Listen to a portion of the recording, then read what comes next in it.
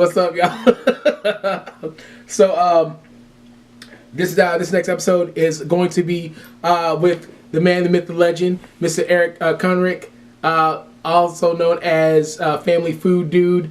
A lot of people follow this guy because he is the snack food king. As far as I'm concerned, I actually refer to him when I'm trying to get my snacks on. It was fun for me, man. We talked like about mad music, and we talked about shoe releases, shoe drops.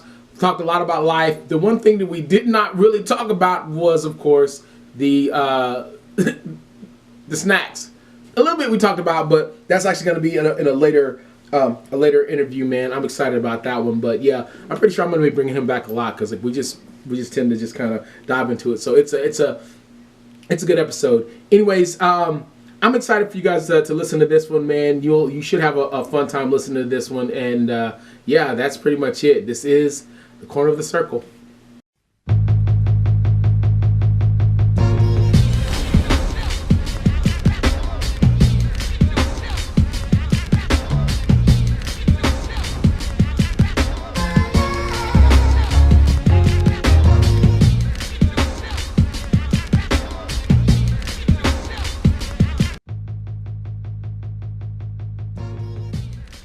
This is the man, the only man that I know in my own adult life that can call me a chubby little bastard, and I'm excited about it. The man, Mr. Eric. What's up, bro? Not much. How you doing? Man, I'm straight. Just gonna, chop it up a little bit. Just like, man, it is what it is, man. I'm not very formal with this stuff, man. I don't even have my shoes on right now. Shouldn't be. You should be relaxed. You should be yourself. That's why I think that when I first started doing reviews, I tried to be too professional. Yeah. And there's a certain, like a fine line you want to walk when you're trying to deliver content. You don't want to be, a complete fool, but at the same time, you want to let your personality shine through. And if you try to be too professional, too formal, it doesn't come through. Because I'm not a professional. I'm not professional. I'm not like a real proper dude. Yeah. No, yes. I mean, carrot cake. Eating, I got Capri Suns on deck. So I mean, I'm not even. I'm literally eating like this is my refeed. I'm going ham today. And we're going to bro, I didn't tell you we're going to a comedy show tonight for a birthday. What is it? It's D.L. Hughley, Cedric the Entertainer, Eddie Griffin of all people, and Georgia Lopez. I'm like, I'm about. But one of those guys doesn't really fit. Probably Eddie Griffin. I'm like, I don't think he fits. The other three guys have careers, Like, real talk though, Eddie Griffin is actually puts on a decent show. Yeah. I think his brand of comedy just throughout his career is just not, it's not those other guys' style. You know what I'm saying? Yeah. Like, but I mean, it's in San Antonio, so I mean, he has a pretty decent following in SA, man. So we'll see how that works out, man. You've been around that long, you develop, you can make a living forever. Yeah, you really can. Like a dude that gets sleeped on, man, like a lot, is Tommy Davidson. Yeah, dude, he's one of the funniest cats, but he gets no love. Like they're like, in Living Color, you're done after Living Color, and that's a wrap. I haven't seen him do anything after that. You can probably relate to this. Like 90s nostalgia is coming back now. And I like it, but don't get me wrong, I like it, but it makes me feel so old. It really does. When Cardi B and Bruno Mars did that Finesse video, and he's like, "Oh, it's like Fresh Prince of Bel-Air." I'm like, "No, it's not, dude. They're doing an In Living Color tribute. You don't even know what show I'm talking about." It makes me so like you guys don't know. You kids don't know. I was trying to show one of my boys, man. Like he's a youngster, bro. So I was like, man, because he met my sister, and dude, me and my sister, we have almost exact like type of humor. So I was like, man, I'm gonna show you what shaped our humor. Like, there's certain shows. So first one I gave him was Martin. So I showed him Martin and everything, dude. He did like, what is this? This is the funniest thing I've ever seen. Like, bro, you don't know nothing. They don't know anything about Martin, and of course he didn't know about Def Jam, about Def Comedy Jam. Like all he's seen is like the remix. Dude, and the thing is, like, we couldn't even. We had to, like, me and my sister, we would, like, legit have to sneak. Like, my parents would go to bed. They would come on, like, Saturday night.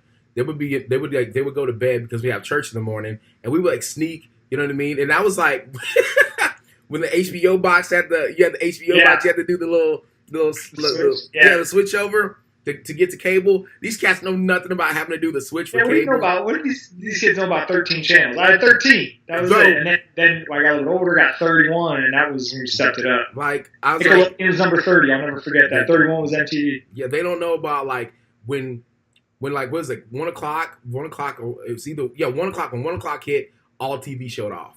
Yeah, they didn't even know. Like there was a point in time when TV just stopped. It was so depressing as a kid when we hit the national anthem, and it was like, you're like, that's it. Well, I guess that's it, man. I think the last thing that would show would be like that.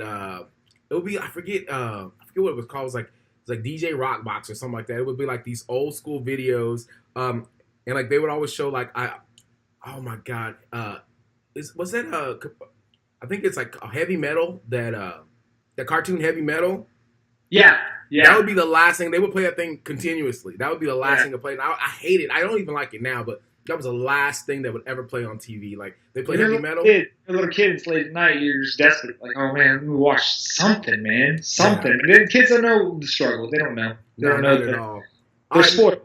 Like, yeah, like my son's not gonna know the struggle. First off, let's take it way back. Like cartridges, for example. Dude, I was literally about to say that.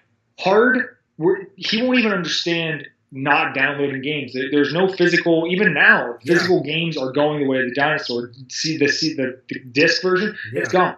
He won't know anything about blowing a Nintendo cartridge and getting that thing to work. He won't know about floppy disks. Won't know anything about floppy disks. VHS. What's the VHS? Won't know about dial-up modem, rotary phones. Dude, people don't even know what American Online was. They don't even know what that was, bro. Like I remember, like we were the first people on our block to get the internet. You know what I mean? And the thing is, like all people know is Wi-Fi. They don't even know when the internet was the internet. Like when you like literally, they don't know anything about that, dude. Yeah, like, if you never downloaded a virus trying to get like the Lil Wayne mixtape off of Kazaa or LimeWire. We have nothing in common. We're not going to be able to talk about it. If you weren't trying to download Diplomatic Immunity off of Kazaa, Napster, you get like a virus. We don't have anything in common. I lost 2 computers, man, just trying to get what was the tape I was trying to get? I was trying to get I was trying to download what is that? It was Muddy Waters, Redman, Muddy Waters. Oh yeah, dang, that's old. Yeah, I was trying to download Muddy Waters, dude. And you know what was cool? You probably remember this. AOL Instant Messenger had direct file sharing. Yeah, and it was like Dropbox to put in terms for people now, but you could just share everything in a particular folder. So I knew dudes who would they were just like deep in the mixtape stuff. Yeah. And you just went there and they had everything, all the new DJ drama stuff, all the new, like all that stuff, they'd have compilations. Like that's dude. That's why I didn't even know what the word compilation was. Had it not been for music. That's why I learned what the word compilation was. I knew, that was the that's when DJs were like legit DJs, because like drama was like all right, but then back in the day it was all freaking DJ Clue. Yeah, like DJ Clue was like screaming over everything. Yeah, on everything. Then he just kind of disappeared. You know, and Kid Capri was like always doing his thing, but Kid Capri wasn't necessarily mainstream. Like obviously like the Def Comedy Jam kind of put him on, but yeah, man, like I just like cats nowadays they don't understand any of that. So like. People don't remember the rapping over other people's beats wasn't really a thing until Lil Wayne started doing those mixtapes and he'd rap over everybody else's beats. Yeah. I remember those things were amazing. And it's just a different time for music. There's more uncertainty. You know, there's more variety. People were just doing more doing their thing, man. I mean, and then I think the first time I ever heard somebody take, like, Lil Wayne legit perfected it. Like, that very first Gangsta Grills, I'm like, what? And he had done it before, but like Gangsta Grills is like, you know, like Drama took it and it's made it like hella quality. Yeah. And he didn't pull a DJ Clue and just yell over the whole track. He kind of laced it, gave it an intro, a setup, and then let Wayne kind of do his thing. But what was the group? Him and he had some other dudes. They did mixtapes only, and they just like, what is the name of that? You want to talk about him, Cannon, some Philip. Hold on. Just Google it. You're making me Google this because it's taking me back. I'm thinking about like he had these compilations. It was but this is old stuff. I'm talking before dedication. Yeah. I'm talking before. And by the way, and looking at his Wikipedia now makes me realize like how prolific he's actually been. Dude, 25 mixtapes. Dude, he's got a body of work. Oh, Squad Up. Oh, yeah. 2002 was the first SQ. SQ1 came out in 2002, and there was like 9 of them. But he would rap over other people's beats, and he had like a couple of the dudes with him. They used to have a song called "Beating Up the Block." Beating Up the Block on Chrome. Then I thought they were going to be like this big group. He just left them in the dust. Yeah, it was it. But yeah, dude, like him, and then Ice Cube was the first cat that I heard when he did Jackin' for Beats. Yeah, that was Jackin' for Beats was the first time. That was the first time that anybody really did. That everybody really did. I mean, but people were like. It was either it was feast or famine with Ice Cube. People either wanted to kill him or they wanted to celebrate him as the next Farrakhan. So yeah, bro, we're already on the music tip, but I was gonna say that for later. But it is what it is. Yeah, that's not good. Before we actually touch on something like growing up, I'm not gonna be one of those like try hard Caucasian people that acts like I liked Martin. I never watched Martin. I didn't get Martin. Obviously, like Fresh Prince of Bel-Air is more. I guess digestible for a young white kid. Like, it's Will Smith, the rapper, whatever. But I didn't learn to appreciate Martin until I got older, and I went back and watched it. And I was like, dude, that show was hilarious. I wish I could. And obviously, In Living Color was hilarious because it's just so crazy and off the wall, and there's so many good impressions. Like David Allen Greer, dude, is so underrated. He's so funny. Dude, he has the OG freaking. Oh my god, it's just funny because me and my sister to this day. It's hard for us to rest in peace. Actually, her birthday was yesterday. Maya Angelou. It was hard to this day to look at Maya Angelou the same after David Allen Greer did his impression of Maya Angelou. Like the Toucan Sam one, bro. Such a good impression. I feel like the guy gets enough credit. Everything he's ever been in he's always funny. So. Yeah, he's always super funny. And it's weird because like people are like, yeah, man, the Wayans brothers. I'm like, you know what? I'll be completely honest. I did not watch A Living Color for any of the black people. I watched it for Jim Carrey. I think a lot of people did. I think that even if you didn't have like a good sense of comedy, you knew he was something special. He was out of control. I almost, and this is the truth. Like my girl, she gives me shit for it now. I have every Living Color episode downloaded. I mean, it's only 3 shows that I watch. I can almost watch every day, all day. Obviously, Martin, I can watch it. I have all the episodes downloaded. Got a virus because of those. Same thing, Living Color. Got a virus because of those. All the South Parks. I can literally, if they were to stop television right now, those would be the 3 things I can watch. I literally can watch them all day, every day. So man, dude, Jim Carrey just was like, he was just the truth. He was the truth so early, man. And what's something funny about Jim Carrey? I listen to Howard Stern a lot. Love Howard Stern. He's the greatest interviewer on the planet. He had Jim Carrey on one time, and Jim Carrey talked a lot because Howard loves stand-up. Right. And he asked him about his stand-up career. He stopped doing impressions because he didn't want to, when he was getting into stand-up, he didn't want to be an impression guy. But over time, he honed his stand-up, and he realized, he's a physical comedian. That's just really a tool in the toolbox. And it's amazing. Like, him not doing impressions, that's like there'd be a crime because it really is, he's man. Amazing. Because he's the rock in the world, man. Forget. I know we're on the TV tip. I cannot believe I'm saying this, but there's kids now that don't know the greatness that, in my opinion, the greatest one season of television in history, The Chappelle Show, season 1. I don't think people understand how many, even people repeat jokes from that to this day. That and not know that it's from Chappelle Show. Exactly. Like, I mean, the black KKK guy, that's Clayton Bigsby. Clayton Bigsby. Dude, when his head explodes, people still see that, and that GIF gets searched for. They don't even know. They don't understand the. I'm probably something this is season 2, but Black Bush is my favorite comedy skit ever. It kills me because it's so accurate. If you look back in the history, and it was at the time it was touching a raw nerve, and people thought it was a joke that George Bush, Black Bush would start a war, trying to kill my father, son, my father. That's really what it was about. Like he He's just had a beefing. personal vendetta against Saddam Hussein. He's like, I'm trying to get that oil. That deleted scenes where he's like, Japan has agreed to drop PlayStations on a box of wine. Just the outtakes from that show. When keeping it real goes wrong. Oh yeah. And like, there's so many terms. Pete, like, making the band. Yeah, bro. Like, Dylan. Because I spit hot fire. Like, yeah, man. Like, people. Like, I think obviously Prince. Like all the that's what everybody knows. Wayne Brady. Wayne Brady. Charlie Even like Murphy. the obscure ones, like where Most Def was. He was like, I forget what skit it was. He was like a bird. He's like a bird or something. They were doing bird calls.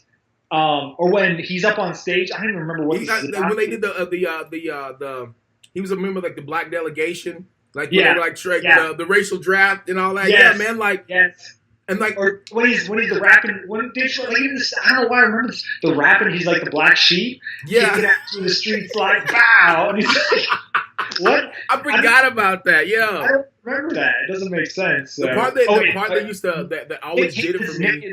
You're jogging my memory now. Nick Cannon's hilarious. Yeah, Oh yeah, I forgot about Nick Cannon. Like all of that stuff used to kill me. Like I think my favorite part of the Chappelle show. I mean, obviously, like I like his style was like so fire, but like was when he brought the artists on. Because he always had artists that I rock with super heavy, but they would get no radio play. Like, I mean, that's like before Kanye really got on. He did that one with I think Kanye and Common, and Common ended up putting that version, the Chappelle Show version, on his album.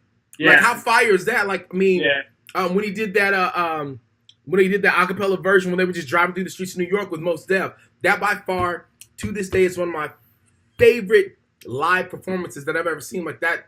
I mean, and don't get me wrong. I mean, it's the Mighty Most. I mean, he can pretty much make anything sound dope. But he literally just played the track. You know what I'm saying? He was like, you're in a 4Runner just driving around New York, and just took like 5 or 6 takes of it, like spliced it together, edited it together, so sick. I mean, and it's honestly one of the best like live performances you'll ever see, man. Like I don't know, man. It's weird because like people, like you say, like people they'll use the terminology over and over and over, not knowing where it came from. You know what I mean? And I mean, like I said, we talked about the Prince skit and all that, Charlie Murphy and all that, and like it's crazy. You look back on it, and I mean, it is what it is at this point. But people just like, I feel like our generation is like that last generation. People are like, you know what, old boy could do this, and old girl could do that. Like we kind of knew our history. You know what I mean? Because it's kind of part of our culture. It's like you know where you came from. Yeah. And now it's just like, what have you done for me lately? Type. You know what I mean? Like, I don't know. It's sad. YouTube and stuff. It's so easy to get on now. You don't have to do stand-up gigs for years and then get a lucky break where you get a show or do a bunch of movies and stand-up. Now it's like, I got 2 million subscribers, so I got a TV show. Like what? I don't want to watch you. You're not original to me. No, like you're not original. You're just you're the same. It's the same repetitive person, man. But I mean, but people, music's gone the same way. There's just, I listen to less music now from like current music than I ever have in my life. I find myself, I actually have an old iPod Classic that has been hooked up to my like aux cord for a couple of years now, and when I'm driving home today, and this is really funny, Cam's really into rock now. So that's awesome. He used to jam out, like he would hear Future or he'd hear Kendrick Lamar, and he liked the beat. But one day I turned it on, he just was like, he didn't react to it. And we were in the gym, and Pantera, this was like a few weeks back, Pantera Cowboys from Hell came on, and he just started like throwing his arms around like moshing. He just sort of felt it, and there's no more genuine reaction than children with music. Yeah. When nobody's watching, nobody's paying attention to them, and they're just like, whoa, this is awesome. It's moving. And now it's so funny because I listen to all sorts of stuff, but Bury Your Dead came on, and he's like, rock. I'm like, yeah, it's rock. He's like, that's it, man. I mean, it's weird. It's weird you say that because even more so now, like, don't get me wrong, I love my hip hop, but at this point, I've gotten kind of to I've gotten like, I'm probably up to my neck right now with just kind of the same old repetitive stuff. Exactly. So I mean, and it's cool. Like I started going to this new gym, and I started rocking with I have one of my boys that we just became fast friends out of nowhere. Well, he's a hardcore kid. I'm talking like to the core. Yeah. And so all he listens to is like a lot of, I mean, he listens to a lot of stuff. I mean, he's mainly a hardcore kid. And man, like that just took me kind of back to my skateboarding roots, my hardcore roots, my emo, screamo roots, man. And so I've been diving into that a lot. But at the same time, you know, it kind of makes you think like, dude, these people, not necessarily music in general, but just, you don't know that you don't know until you realize you don't know. Yeah. You know what I'm saying? And so, like, hear more now, especially with, like, you know, all the different social media platforms that one's able to use. Like, with my IG story, dude, every day, I try to just blast something new. Something that people like, even, you know, something that's not little Xan or little Yachty or little whatever the hell the next little dude is. And, I mean, like, dude, show tunes. I love show tunes. So, I mean, you know, like, one day it's like, man, some, you know, seven brides for seven brothers. You know, sometimes it's freaking, you know, West Side Story. Like, I'll blast something. I'm like, hey, name the song, you know, and if you get the song, name the artist. So you have to actually look it up and figure it out. Like, I just, and you know, I don't feel old until I post. Like, I had Taking Back Sunday, Pandora playing in the gym the other day. Oh. And Hawthorne Heights was on. Woo! Sunday was on. All these songs I haven't heard in a long time. And some people commented on, like, oh, that takes me back to high school in 2007. I'm like, what?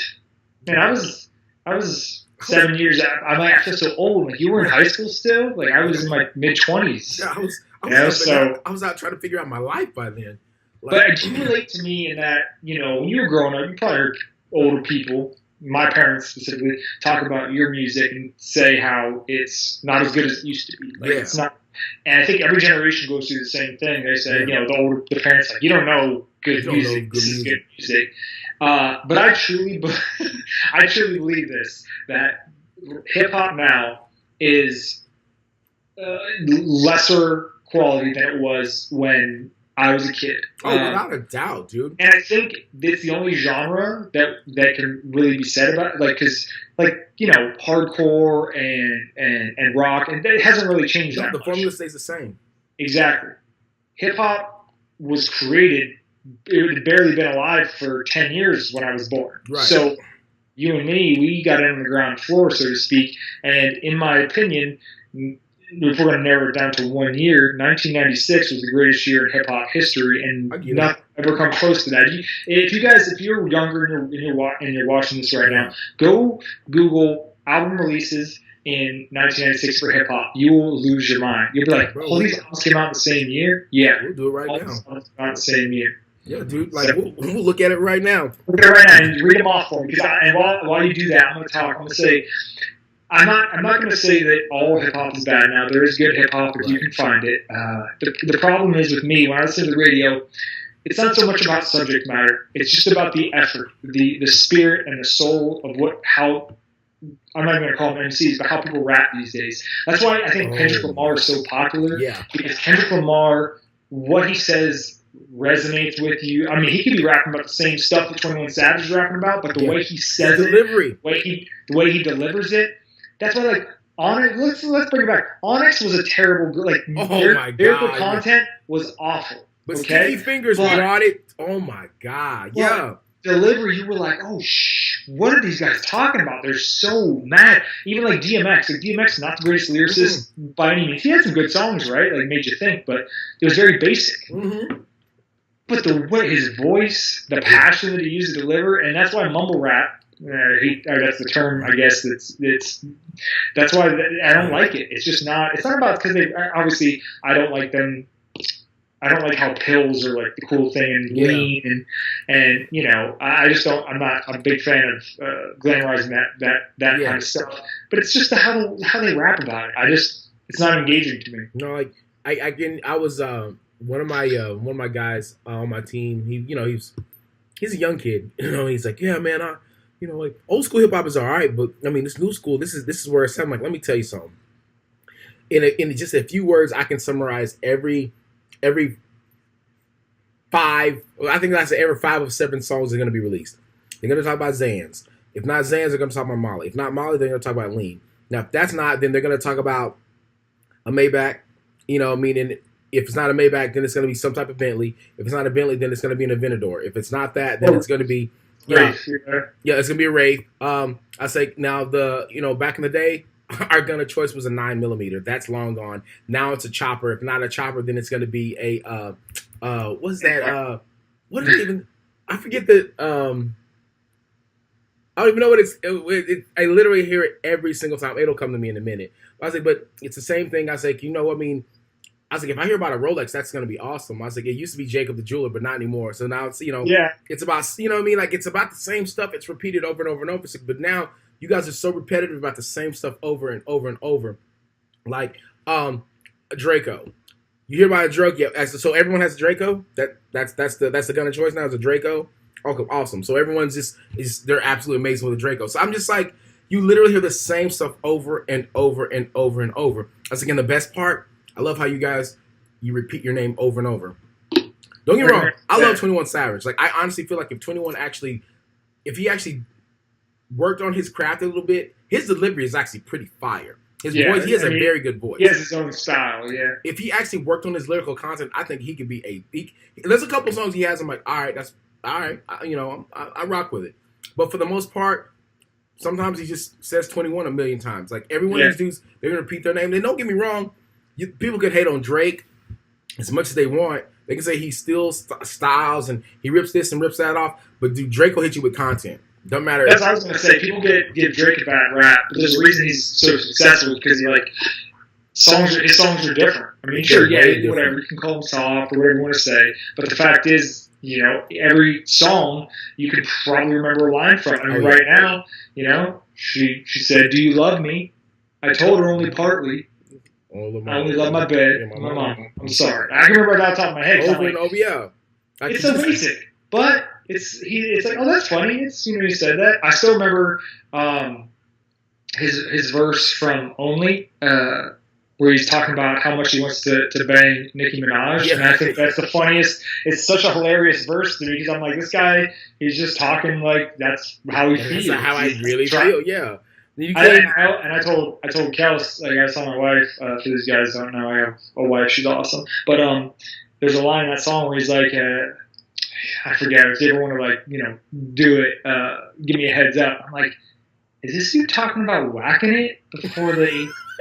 I think he's talking about it. He knows the trick. He knows something about Mary, So it's like, I like Drake. I really do. I listen to Drake with Cam in the car too. That's another thing. I listen to like radio edits now. There's a station on Sirius called The Heat, and they play R&B. Yeah, and it's edited. So, but even then, Drake doesn't really get too nasty. So it's he's for the kids. Yeah, dude, I like Drake. I used to. I like Drake, and I think with every music fan, especially with hip hop, like Weezy's the OG. We talked about it earlier. Like they'll go through the mixtape phase. They'll hit you with these mixtapes, so you fall in love with that mixtape version of it. Yeah.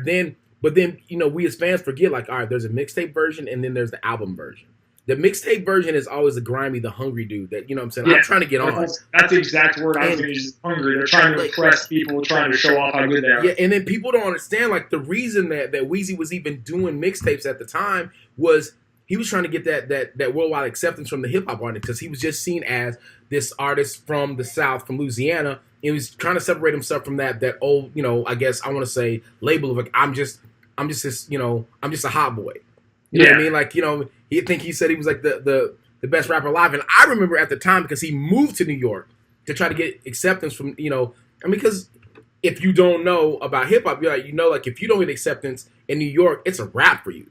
Yeah. You know what I mean? And so, he went to New York to do his thing. And I remember like when I read it in the source, people don't even read the source anymore. When he's dying, XXL source. When I read about him moving to New York in the source, I'm like, oh, that's a bad look for you, dude, because all you have is drop it like it's hot. That's all the people, But then, like, when I saw, like, oh, he's come out with this mixtape, and that's like when he came out with that Gangsta Grills. I'm like, all right, we'll see. Like, oh, okay, not too bad. When he came out with Gangsta Grills, when he came with that second one, I was like, he came out with Cannon. That was a wrap for me. Yeah. Cannon was, and I think people might even hear him say it on older songs when he says he's the greatest rapper alive. And I think people now probably laugh at that. But at the time, he was the greatest. I think he was a pretty solid number one. He was so prolific. He was so consistent. I mean, the guy had 25 mixtapes, and a lot of them are classic material. Like you talk about Gangsta Grill's Dedication, dude, all that stuff. The part that kills me is people don't realize, like, when he pretty much pulled a Babe Ruth and called a shot when he came out with the Millie.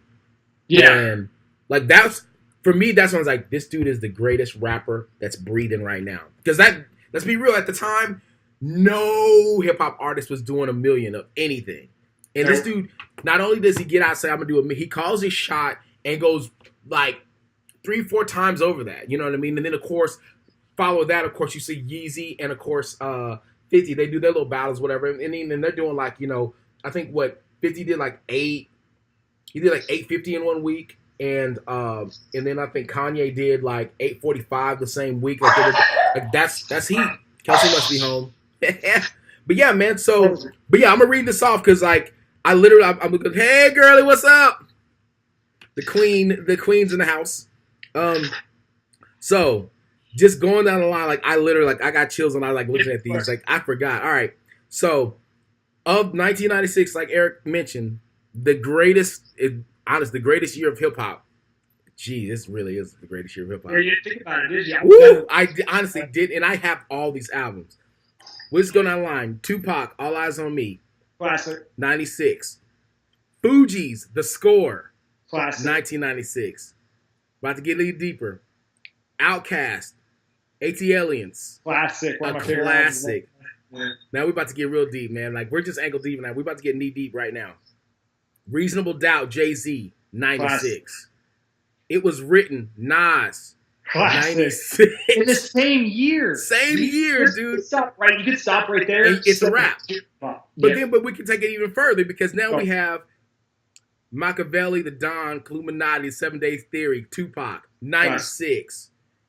Woo, Hell on Earth, Mobb Deep, classic. 96. Not my type of rap, but the Dunny, I wasn't really bro. But you can't deny it. It's that's when I started getting into Mobb Deep after Hell on Earth. Yeah. But we're not done yet because we have Beats, Rhymes, and Life by A Tribe Called Quest, 96. Some of these are actually on the list are kind of more obscure. Yeah.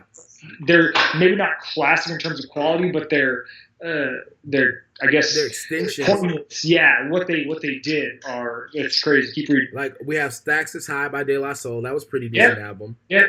All right, but here Cool Keith. I forgot about the Octagonologist, man. I forgot about that one. Albums, it's like at the time, the only backpackers listening to Cool Keith. But that album was serious, yeah. But we're not done. Oh my dude, wow, bro.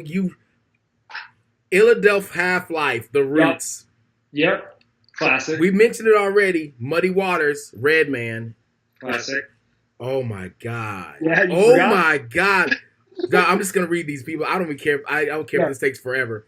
The Coming, Busta Rhymes, 96. Yep. Wow. At the Speed of Life, Exhibit. I forgot about that. Woo! For all you Texas boys out there, UGK, Riding Dirty. That's 96. One of the ones I was talking about where nobody really gives it credit where credit is due. Yeah. But in the South, and I'm from Florida, like Florida, Texas, all that, like UGK was a very important album. I forgot. Obviously, Soul on Ice, Razzcast. People don't. Razzcast doesn't get a. That's the dude. Why did he never get big? I don't understand. I don't understand how he never got on. Like, honestly, this is what I'll say. Razzcast started. He had Mo, but he was building momentum. His momentum was building as Jay-Z, Nas. They were solidifying themselves. You know what I mean? And it was one of those things where you could literally see these two. They were kind of rising out of ashes from everyone else, like, and they were just kind of grabbing, you know, because at the time in '96, I will say this: in '96, in terms of hip hop, like, while the West Coast was doing its thing, like, the East Coast was having its huge resurgence because all that the West Coast had was Tupac. You know what I mean? But Tupac was on his, he was on his own level right about that time. You know what I mean? So it was kind of like, all right, cool. But then that's when the East Coast was really making its resurgence. So we'll go even further. We'll go further because we have Jeru the Damager. I forgot about the Wrath of Math. That's another amazing one. Now oh my gosh, dude! I honestly, dang, do you like? I'm going back reading all of these. 2 in a row. Two in a row. These are 2 bangers in a row. We spoke on what's her name? What's that girl's name? Freaking oh god, she's hot right now. What's that girl's name? Not Nicki, but Cardi B. Cardi B. Yeah, all right. Cardi B can't touch these 2. First up, 96, Hardcore by Lil' Kim. Yeah. Fire. Il Nana, Foxy Brown. This is the first. I'm going on record as saying this. I did not rock with female MCs that hard that weren't MC Light or Queen Latifah until Foxy Brown. You didn't like Rage? Lady Rage? Nah, bro. She had Afro Puffs. That was it. What about Raw Digga? You remember Raw Digga? A little bit, but the only thing is with Raw Digga, I only rock with her because she was like kind of in the flip mode camp. Yeah. How about Jean Grey? You ever hear her? I heard Jean Grey's fire. Gotta say, and I talk about this all the time, and it's a shame, but the greatest female MC of all time, I don't know if you agree with me, is Lauryn Hill. Oh yeah, without a doubt. But she never really she didn't care about rapping. It was more like she's a musician, so she did both. She had a lot of commercial success, but I don't think people remember that thing. That's her single. They don't remember Fuji's album. Wow. Yeah. Her. Dude. Oh god, man. Yeah. She was. Her delivery just off the cuff how she did it was just so natural. And I think what makes her for me the greatest female MC was the fact that she wasn't trying to be. Yeah. She just had that flow. Like she really had that flow. She had the voice. She could sing. She could sing. Yeah. Like to this day, top 3 songs all time for me is X Factor. Yeah. Like, it really is. Like I really haven't really gone through that much in terms of like exes and girls and stuff like that. I mean, you break up. All right, it's cool. I hope you have a good life. But dude, if ever I was ever feeling something, that was the song that I went to, bro. Like, you know what I mean? Like, it was what it was. West Side Connection, Bow Down. You know that some dudes wearing Jinkers right now are getting. I'm not going to respect that album at all. It's not really my thing. But some dudes in the West Coast, that's it was written for West Coast. Oh yeah, it definitely was. Oh my god, dude, it's wowzer.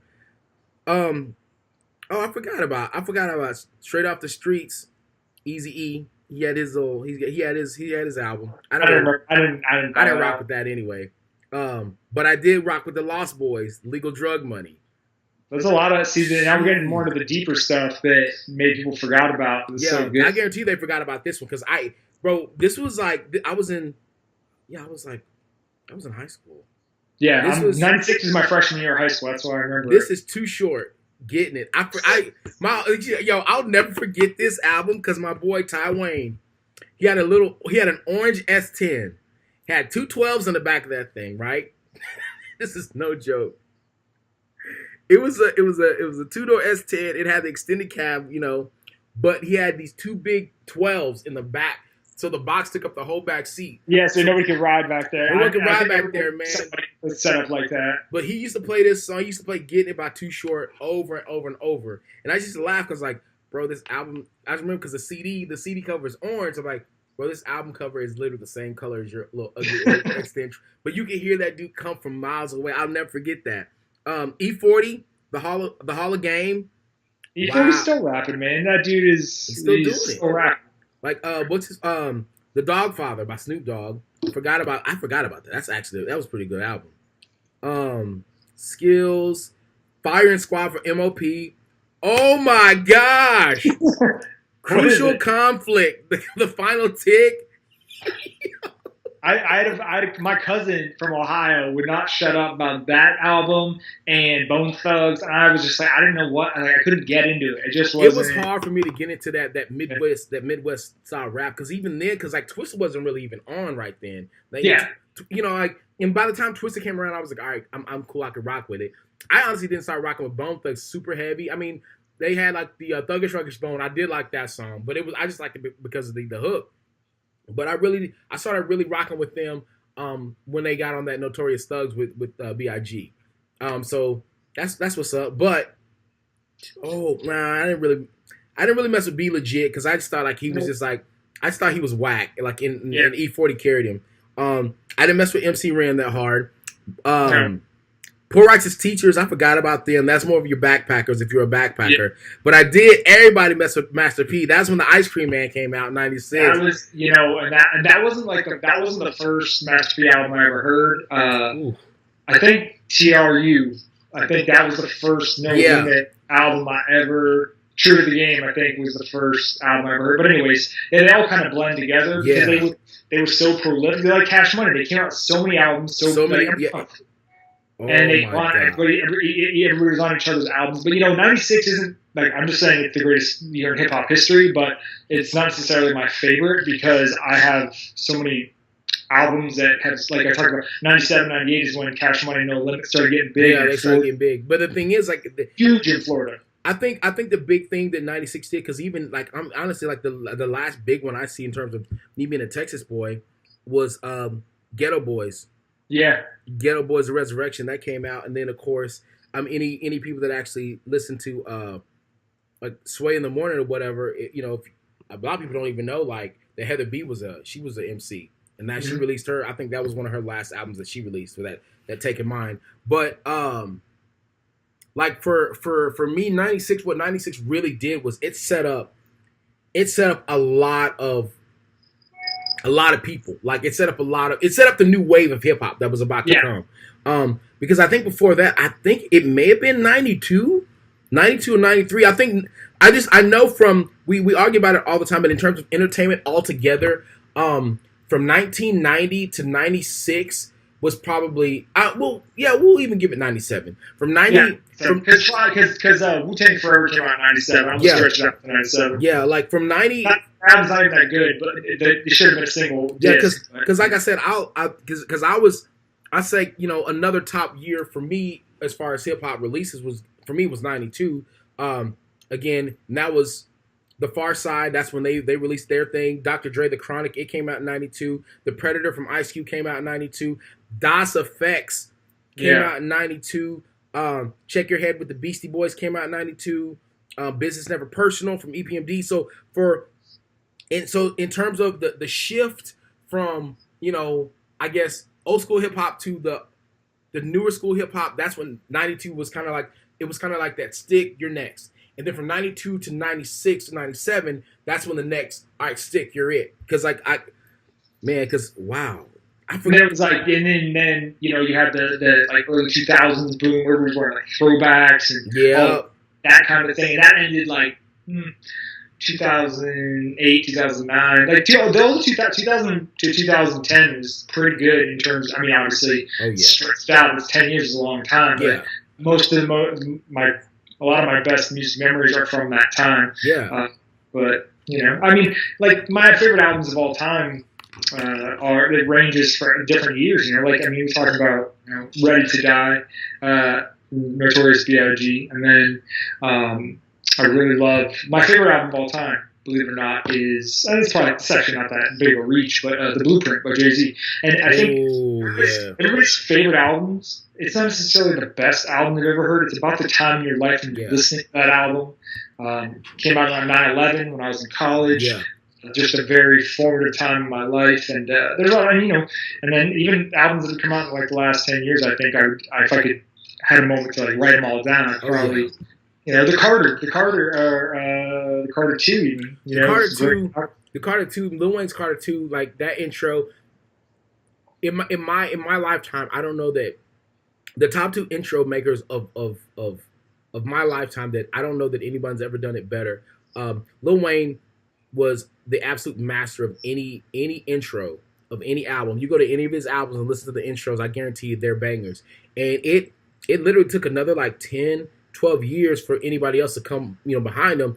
And the next person that I can think of is Meek Mill. Meek Mill was a nightmare.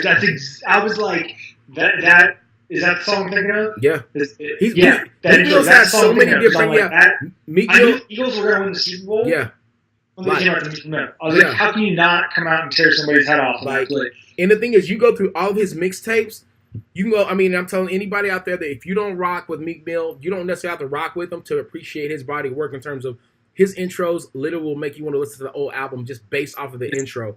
I want to touch on what you talked about as far as like the Blueprint being your favorite album. For me, the Blueprint, it wasn't necessarily my favorite album, but H to the Izzo was the Izzo Hovo, whatever. It was it's one of my favorite songs. Just that moment in time, that was when, believe it or not, for a lot of people, for me, that was when I started coming back to hip hop. Because I took a break from hip hop because I was like, man, everybody's kind of sounding the same. You know, there's only 2 or 3 artists that are really doing it big right now. I listen to those guys already. Why give anybody new a chance? So I really started getting to my. I mean, I was really heavy into my skateboarding and you know, my extreme sports phase then.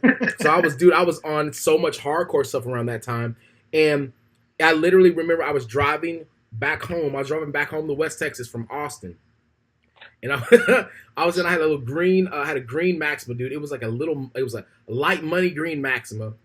It was juiced to the gills, at 215s in the back, and I remember like, again, this is before XM radio and all that stuff. If you wanted to get good radio, you have to be near like the big cities, and I didn't live near any real big city. So what I did is I had 2 FM boosters. I had an FM booster that went into another FM booster, so I could get. You're just talking about stuff that these like kids, if you're born after 2000, you have no idea. You don't even know what an FM booster is, but I had to try to get the FM wave. And I remember I was driving and they had just dropped H to the Izzo, and that's when Kanye was just starting to get on. And I remember like, well, you know what? I was about 50, 60 miles outside of Austin. I was like, oh, let me see if I can even pick it up. And I remember I turned on my booster, my first booster, and like he's like, I knew it from Jay-Z. I'm like, wait, Jay-Z's got a new one? So I was like, yeah, before that, like the internet was big. Yeah.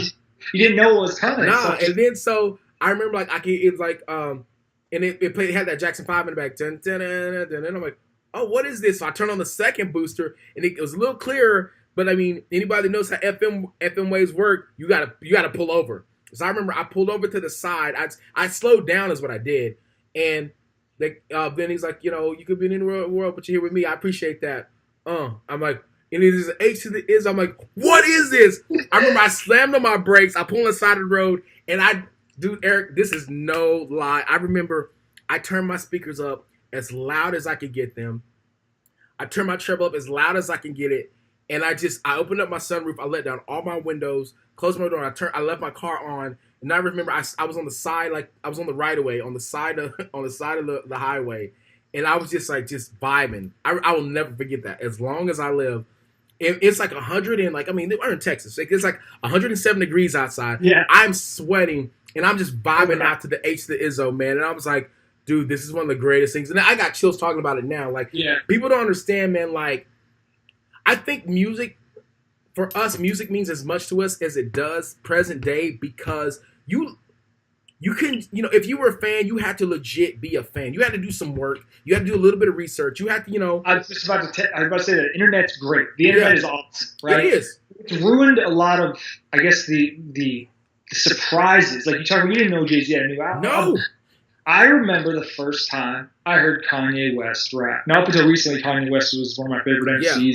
He's not so much an MC anymore, but the body of work will live on forever. Yeah, for sure. There was it was a Diplomats mixtape, or it might have been a Rockefeller Records mixtape, and there was a song called "We Are the Champions" that sampled Queen. And, yeah. Everybody from Rockefeller was rapping on. I think Dame Dash even rapped on it. It's complete garbage, but I remember at the end, and I was a huge fan of Kanye's production from Blueprint. That's when I first heard it, and so I would track down all the Kanye. I even had like a compilation of all Kanye produced songs. Right. And I remember, I don't even remember what exactly he said, but I remember hearing his voice for the first time, like, "Oh, you didn't know I could rap," or whatever, something like that. Or no, it's Dane. Dane goes, yeah. "Oh, you know we could rap," and then he starts rapping on it, and I was like, "Whoa!" Because up until that point, you know, outside of Dr. Dre, nobody was really a high-level producer and a rapper. So, like, I remember that his says like nah, I'm like, it's the way he laced the beat. Again, for people that people that don't know, like, I mean, as far as if you're a hip hop head, you know, like, you fall in love with artists for what they OG do. So, like, with Kanye, we started loving because we knew, like, oh, Kanye produced this beat. Oh, it's about to be fire. Yeah. And then, like, that was again, that was one of the first times you ever heard Kanye rap, and when you hear him rap, you're like, whoa, okay. Because again, you think of producer rap, and you think of Diddy. Diddy can't rap. Yeah. No, then it's all gross written anyway. You know, and Dr. Dre, he's all right. He tries, but Dr. Dre can't necessarily spit. Yeah. Kanye was the first producer that I heard spit. I mean, obviously aside from like the ones now, but he was the first producer I heard spit. I was like, whoa, he laced the beat. Yeah. And most of the time, like, most people can't necessarily ride a beat. The most MCs can't ride a beat. So I mean, let alone an MC, let alone a producer that happens to be able to, you know, to be a pretty decent MC, but he rode the beat so nicely, and then he laced it with. I was like, dude, this is. Nice. My first reaction was, all right, this is pretty good. But I think I was looking at him as like a producer. I was like, oh, well, that's pretty. For a guy who just produces, I had no idea about his history, you know, because once you get on the internet, there's only so much. There was no Wikipedia back then. Right. You didn't know what he had been doing before, and then it wasn't until that first album we were like, wow, this guy is way better. He's a really good MC. He's not just a producer that can rap decently. He's a great producer and a great rapper. So it's hard to beat that first like two or three albums. That first 3 or 4 albums. Actually, first 5 albums. Oh, yeah. I mean, look at even 808s and Heartbreaks. You know, My Beautiful Dark Twisted Fantasy. Like all those albums up until Jesus. I stopped rocking with Kanye after like his second album. I was like, dude, this guy's losing his brain. And the last 2, I was like, you know what? You tried. You know what I mean? And I mean, every once in a while, you're like, oh, like Blood on the Leaves. I mean, yeah, eat anything, but he's a good producer now. I just don't care to hear him rap about much anymore. Nah. Hey, I gotta go pee, and then you can ask me these questions. But what's your favorite album intro of all time? Because I know what mine is. I don't know. I want you to come back. Okay, I'll think about that when you come back. Okay, it's not. Okay, I'm gonna give you mine before I pee. It's not even a good album. The Dynasty. Rock La Familia, The Dynasty. Oh, you can think about that. Okay, all right. As a Rockefeller guy, like, it's not a good album. All right, that's Bleak, not a good rapper. That's why Rockefeller's kind of whatever. But hard to beat that. Okay, I'll be right back. In the key of life on my mental piano, I think that's the way it goes. And I was like, oh, this album is about to be straight up classic and. It was doo-doo. It was. I might have listened to it twice. It's the only Jay-Z involved album that I listened to less than In My Lifetime Volume 2. I think, honestly, I think right now the greatest, probably my favorite right now intro to an album, aside from the Carter 2, which is, God, it's hard to look past Carter 2, but as far as an actual intro, would probably be the Black Album, Jay-Z with when his mom, the way she opens it up, and that's probably for me. So yeah, I mean, it starts like a score, and I'm like, oh man. And the thing about intros, I mean, you made a real good point. The thing about intros that helps / sucks is that if the intro is like just perfectly laced, then you're like, oh, this is about to be something amazing. Yeah. And then you can listen through it. If the intro sets it up correctly, it just keeps building momentum. And if you're smart, you'll have a really fire outro. Yeah. And so with me, I think that's why the Black Album is probably my favorite intro, because it literally sets the tone and it does not disappoint. There's a couple songs that kind of suck, but for the most part, by the time you get to the final song, you're like, holy shit, he just took me through a movie. You know what I mean? That's Jay in a nutshell to me. Man. He's my favorite MC, by the way. Yeah. Same. There's nobody that's more wildly inconsistent. A guy that can come out with a classic album, follow it with a mediocre album, follow it with a complete dog shit album. My Lifetime Volume 2 is complete dog shit. I almost quit on him. I was like, I'm done. Like, Hard Knock Life, yeah, it's, there were successful songs, but like Hard Knock Life and Sunshine, and I'm like, oh God, what is he doing? But then he comes back and we get the Blueprint. Yes. We get the Blueprint 2, and then it comes back. We get the Black album, and then we get what was that one they did? Album after the Black album. Oh my God, it was so bad. I'm looking them up as we speak. I blocked it to my memory, but then we get Watch the Throne, and then we get, it's just he's really good at letting you down, but then bringing you back up. So, but I love Jay. Jay has I'm probably always gonna be a huge Jay fan. I don't know that I can, to be honest with you, I don't know that I could ever not be a Jay-Z fan. I didn't even know there was a Blueprint 3, to be honest with you. It's not that bad. It's not as bad as what was the name of the album that came out after Blueprint 2? I can't remember the name of it. American Gangster, was it? Oh no, American Gangster was good, but I don't really include that because it was like a soundtrack type thing. Even though I forgot about Kingdom Come. That's the trash. Man. That was not a good one. I tell you, the best of both worlds. That, you know what? I'm gonna say this because that's a fun album. That's fun. That's a fun. R. Kelly not just blown his freaking gasket and just done what R. Kelly does. That could have been a very successful franchise. I feel like. Yeah. It's a concept too that I'm surprised hasn't been done more. Although I heard, what's the guy's name? Is it Joyner Lucas, I think, and Chris Brown are doing like that kind of album. But it won't be the same because Chris Brown's not like at his peak like R. Kelly was. Like R. Kelly. Here's the thing that people I forget people sleep on. Chris Brown is a very good MC. Yeah, he's a very good MC. He can just do it on his own, but it is what it is. Yeah, dude. Jay's got a lot of stuff. I'm looking through he's got a lot of stuff. He's got enough that he has a legit greatest hit album. For me that speaks volumes about an MC is if you have a Magna Carta, Holy Grail. That was a good one. I'll give him, you know what I mean? That's an interesting album. It doesn't really fit. Just listen to the way that the whole theme of the album, like the way it sounds, some of the songs, it's very different. I almost forgot about that album. It's not a bad album. It's just it doesn't stick with me like Black Album or the Black Album is by far one of my top. It's and it was hard for me. I think if I would have liked Kanye more, Watch the Throne would be one of my favorite albums as well. But at that time, I was completely done with Kanye just as a person, so I couldn't really rock with him. And for me, the only reason with a lot of stuff, the only reason I listen to some songs that featuring Jay-Z is because Jay-Z's on it. Of course, his 444, it's absolutely amazing. I love the album. I think it was a needed album. I think this is the first. As far as Jay-Z album, Jay-Z's been old for a while.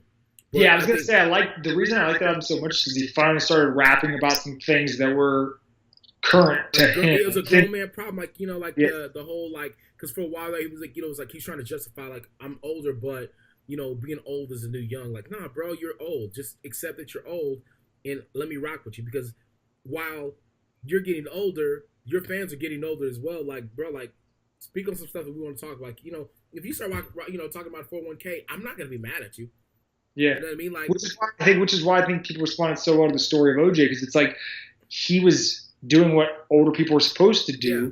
To endow wisdom to a younger generation and be listen, you're screwing up here. Don't look at history. Look what it's shown you. Exactly what you're supposed to be looking at here. Yeah, I honestly I had no. This is gonna be a music edition. This is dope. Hey, it's either music or shoes with us, dude. Yeah, or tea. It really is. All right, so people at least know. Give us, just give me a little background on your story, a little background, where you're from, what you do, blah blah blah.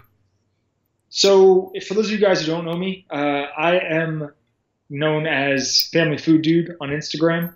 My name is Eric Koenreich. I'm from Sarasota, Florida. I was born and raised in Florida, born and raised in this town. I moved to Orlando, Tampa a couple times, but I'm probably going to die here in Sarasota, Florida. It's a little sleepy retirement community. It's got the greatest beach in America, #1 beach in America, Siesta Key Beach. I ride my bike past it a couple times a week. It's great. I've made a name for myself on social media. reviewing foods with my son, just posting junk food stuff. I'm also a coach in USAPL. I coach powerlifting. I also coach general fitness people, help them lose weight. I used to be 300 pounds, so I have a good perspective on people's relationships with food. And I'm not a psychiatrist, or I'm not trained. I battle eating disorders myself, but I have a lot of. I like to call myself a lifestyle strategist. I like to help people try to balance their lives a little bit better, and I also help people get strong for the platform. And that's two things that really bring me a lot of joy. I'm also a husband and a father. I have one child. His name's Cam. He's the greatest toddler on earth right now. And yeah, his sister will be on the way here in 5 months or so, and they'll create the greatest intergender tag team on earth. And, I used to be a professional wrestler as well, and I wrestled for 7 years, and I wrestled with a lot of the guys you're probably going to be. If you watch WrestleMania this weekend, I've been in the ring with probably half a dozen of those guys that you will see on the main show. So that's pretty cool. And to see my friends get to that level and to make a living like that and to be famous is pretty cool. And don't think that I won't be calling in some favors when Cam's old enough to go watch the rest of the matches. We're going to be backstage and everything. Dope, dude. So I also love shoes, and I'm bringing it all full circle here. The reason LS and I even had started talking, conversing, we got trapped in the same car one time in a carpool at Raw Nationals, and it was a long car ride. It shouldn't have been so long, but it was long as hell, and nobody else was talking. So turned out I had a pair of Black Cat 4s on. I forget what LS was wearing. By the way, the soles are cracking on those things. It hurts my heart. They're freaking 12. I don't know why you're tripping. They're 12 years old. They're 12 years old. Why you're not trying to soul swap them? Yeah, I like to wear shoes till they explode. So, but we started talking about shoes, and I remember this vividly. This was in Aurora, Colorado. I remember talking about how badly I wanted the LeBron 11 Whatbits. That was the shoe that I needed. And I took the L. I took the L on the release. It was not even close, and it was actually easier to get shoes then than it is now. But we could talk about that for hours. Turns out though, I just waited and waited. This is for you guys out there. This is kind of like a metaphor for life. Though sometimes you got to be patient. Yeah, man. Waited and waited. Probably 2 years later, I got a pair for what basically amounted to retail on eBay. Even though they'd been $400, $350, trying to kill. And so that's full circle. And LS and I just bonded over shoes. It turns out we both like music a lot, and so that's it. That's how we know each other. And we meet each other every year at Raw Nationals to talk shoes. Dude, it's so funny because you guys don't know this. This Eric you see now. This is the calmer, more patient. You know what I'm saying? It's weird because just a few years ago, this is okay. I'm trying to think. There's a few people on social media, man, that try to get down with people. Joe Cap he tries to get at people a little bit. I know that Sean Noriega, he used to get at people a little bit, but no, I can tell you right now, just from personal experience, no one would get at people like Eric would, bro. I was the wildest dude on. It wasn't it didn't come from a place of insecurity or anything, but I think a lot of it is the pro wrestler in me. Yeah. I used to love just poking people and getting a rise out of people, working the crowd, being the bad guy and just making people mad. And you hear this all the time. Having a kid really changes your perspective on things for a couple of reasons. One, I just don't have the time to argue on the internet with strangers anymore, whether it's real or not. It's just life is too short for that. I got too much real responsibilities, and I only have so much energy. This kid's a wild man. And two, it's draining. It's very draining emotionally to get in these types of things, not just time wise, but being involved in this. And I don't need that I don't need beef. Bro, I used to. I don't need so hard. I don't think people understand. It's not something. For people for me, I'm kind of everybody love everybody. Let's just rock. You know what I'm saying? And and if you know Eric. You're oh, dude, he's one of the dopest dudes, one of the chillest dudes ever. But, if you only know Eric via social media at the time, bro, this guy's a bully. He's out here. That's another reason I didn't want people to develop an opinion on me based solely on my interactions on the internet. Because I don't want people to think that I'm a bad person or think mean because I'm not that kind of person. And I just want to lead by example. To not, you have a kid, you start paying attention to the way you talk to people, start paying attention to the things you say. And, I look back and everybody harps on, oh, we're too PC nowadays. But I'm like, really, is that really a problem? Is it really a problem to care about how your words affect other people? Sure, there's a line. That we don't need to cross. But, I'll say it, I'll be honest with you. Like when I was younger, I used to say like the word gay as a derogatory term, like you're gay, that's gay. Or I'd say faggot, I'd say retarded all the time. Just like kind of flippantly when you're a kid growing up, it's words, whatever. But as you get older, words, when you get older. And I was never, I never had I clearly had no problems with whatever decision anybody makes with their lifestyle. I literally want everybody to love everybody, and I was always like that. But I became even more passionate about like LGBTQ rights and things of that nature when I had a kid and this is what I don't understand about people who have so much hate in their hearts and they're like bigoted. Like, do you not have kids? What if your kid turns out to be gay? Like, you're not going to love that child?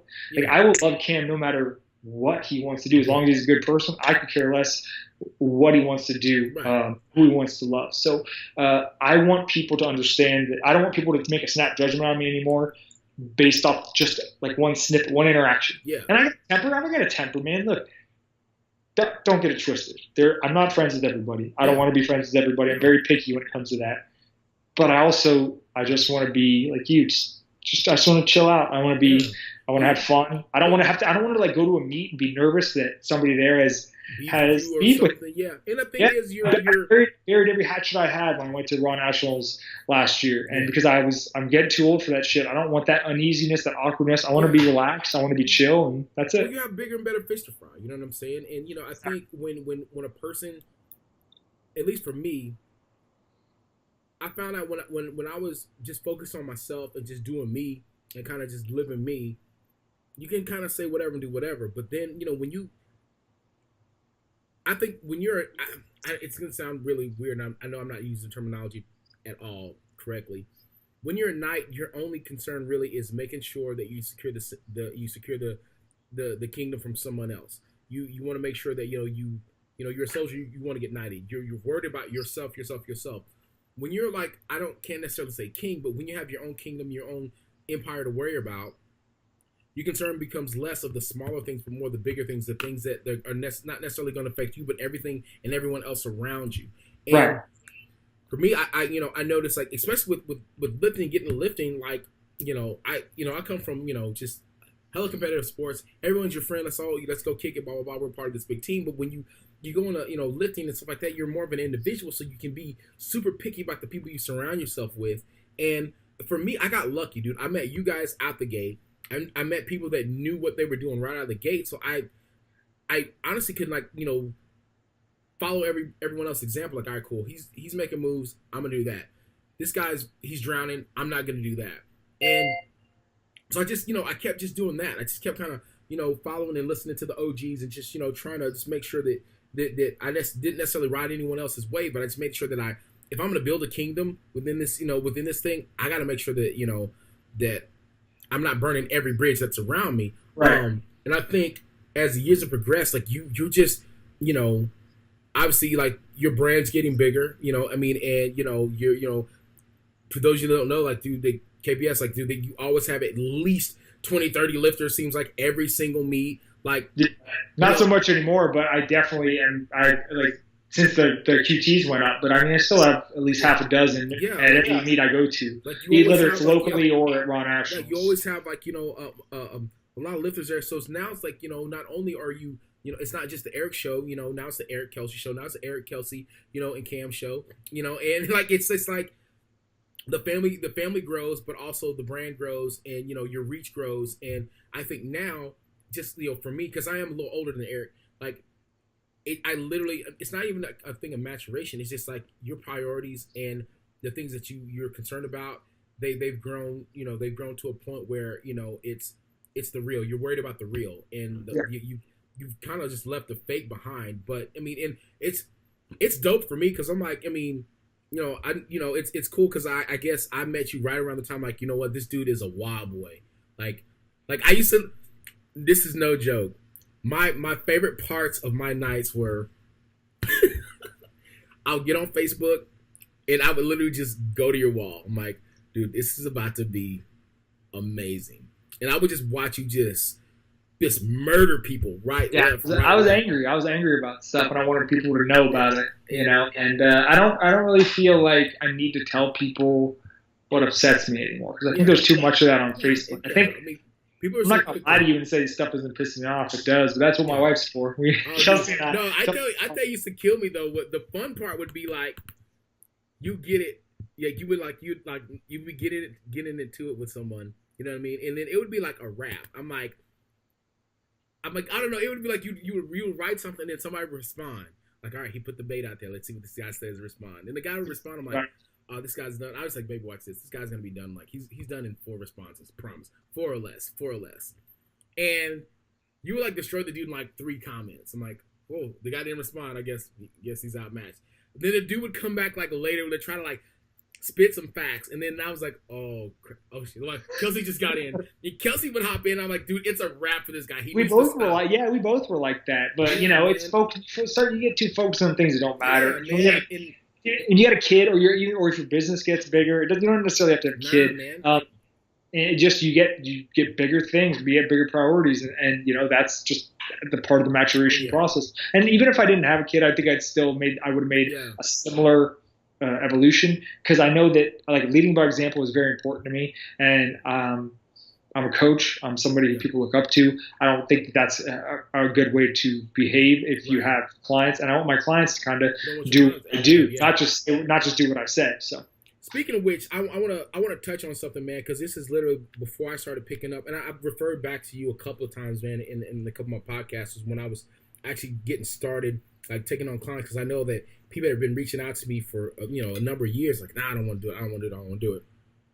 When I finally decided, kind of do like, actually, Joey Flex was like kind of like that last little push for me to go and do. But I remember like, when I really started taking it serious, I remember I read, you wrote something about, people thinking it's easy to be, an online coach and everything, and how I think it's passive income. Yeah. And like how it's like an actual full-time job. And this is no joke, Eric. And I honestly, to this day, I remember that when I don't want to do it, and I'm like, I'm in hour 12 of, what I thought was going to be just 8 hours in the day of like work, on these programs and with these people and stuff, was when you wrote,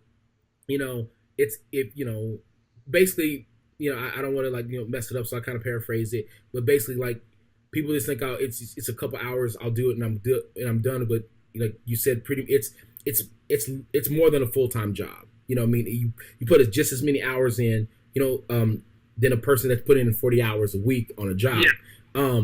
And I honestly, I'll never forget that, because like that was always the back of my head. I'm like, well, dude, like, am I able to give this person 100% of my time, or I'll give this person 100% of my efforts? Because like, like Eric does it. Eric has a ton of people.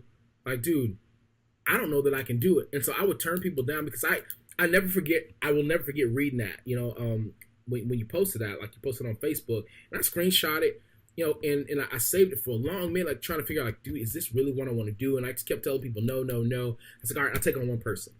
And dude, I was like, dude, this is taking way more time than I thought. But then I kind of got assistant, and I was like, all right, I'll take on one more person. And, I think after like the 10th person, I'm like, all right, this is definitely what he said. This is far more than a full-time job. If you're actually concerned about their well-being, and you're actually concerned about, the betterment of them, not just as a lifter, but as a person. Yeah. And I never, and I've used that term, I've used that phrase a couple times, like, it's obviously not the same words, the exact words that you use, but I've said that a couple of times, and I always cite you as my reason behind that. Because like, because I was one of those people. I'll be 100 like, man, it seems like it's easy money. Like, I feel like I could do that, not have to really work that hard. But a lot of people don't make the decision you make, where they decide to take it seriously. They just continue to do it, and that's why there's so much. The market's so oversaturated with coaches. Saturated with these. There's a lot more good ones to choose from, but there's also a lot more bad ones to choose from. So like, that was one of the things, man. I was telling, actually, on my last podcast with Joey Flex and Russ, like I talked about that. I was like, yeah, like you were like the first person, that I looked up to that was doing it. doing it in a big way, and actually like making a difference in people's lives. And I knew some of your lifters, and and it was never one of those things where like it was, every lifter that I'd ever talked to, like it was never like a forced conversation. Like, dude, Eric, he takes care of you, does this and does this. Because sometimes I don't know what's gonna happen, blah blah. He'll say this, he'll send me this, he'll show me how to do this. I'm like, oh, word. So like, just it was never like a direct conversation that I ever had to have with you. It was like it was always indirect, and through like the clients that you had that were like telling me like, dude, he helps us with this and he helps me with my meat prep and this and that. I'm like, dude, like this fool does a lot. That's it's not just writing numbers on a spreadsheet. I think a lot of people think that's what it is. And, but it's not. That's not what a lot of people thought, or at least that's what I thought. I was like, oh well, I'm great with numbers, like I can do that. But then when you see like there's a lot of intangibles and a lot of behind the scenes stuff that has to happen. I mean, and it's like a lot of that stuff like people can tell you about it, but like you have to learn as you go. I'm like, and honestly, even to this day, like I'm like, shit, this is what he's talking about, bro. Because like, this is ridiculous. Like some days I'm like, you've got to be kidding me. Trust me, that doesn't stop. There's always something where you're just like what? I mean, I definitely. Part of being a coach is just a lot of it is just talking people down from ledges and just convincing them that it's not the world. Man. And here's the funny thing that this to crack me up, man, because like I think I think I remember Kelsey. We were at the gym. No, we were at Nationals, and I think you guys were just having like a passing conversation about like just like I think one of her clients or whatever, and she's like, LS, this girl something, I forget what but it was just like, wait, what, they get that crazy? Like I didn't even know. Like I didn't know that like, but they just learning how to deal with females and males, like how they're different and everything, and between, yourself and I think Ryan Gleason, like you two are the only two I know that really that I know of my friends that really make such a huge impact in terms of female lifters. I've had a few girls that come to me and ask me about it. I mean, and I can handle up to a certain extent, but when they need super specifics, you two are the first two that I mentioned. Like, go to these two guys because honestly, appreciate that. I've had a lot of. I think that I'm good with female lifters because my first like handful of clients, including my wife was my first client, and then my first handful of clients, they were all female. So I had a lot of practice, a lot of trial by fire, just in it. I mean, it was rough, but you learn a lot of things really quickly about female lifters. And I'm not trying to be sexist here, but if you've ever coached both, you know that female lifters are very different than male lifters for a litany of reasons. Just there's a lot of different physical things that are different for female lifters. I mean, mentally, all lifters are crazy. Like all athletes are a little cuckoo. So I'm not saying one's more crazy than the other, but there's definitely different ways to go about training them. Some things work for females that don't work for men. Here's a legit question because at least in my experience, I found that my female lifters they're quicker to follow the protocol than my guys are. Women are much more coachable than men. That's another reason why. I thought it was just me, like maybe just my personality, like they, you know what I mean, or because like I feel like you're validating me right now because I always thought guys were my worst clients because like maybe I'm not super strong, but you bench 500 pounds and they still won't listen to you. So I tell you what makes me so mad is when you spend. I think what's the biggest thing that's like really like kind of hurt my feelings at this point has been when they ask for something like, and most of the time it's like, I want you to trust me. I promise you I have your best interest in mind. But then they have a few requests here and there like, all right, cool. I'm going to try to make this as customized for you as physically possible without going, beyond the realm of what we're trying to accomplish with you. And you spend, that's one I literally spent, this is no joke. I know I spent at least 100 hours customizing thing by thing by thing. Is that the man? Hey! You say hi? Hi. That's LS. Can you say LS?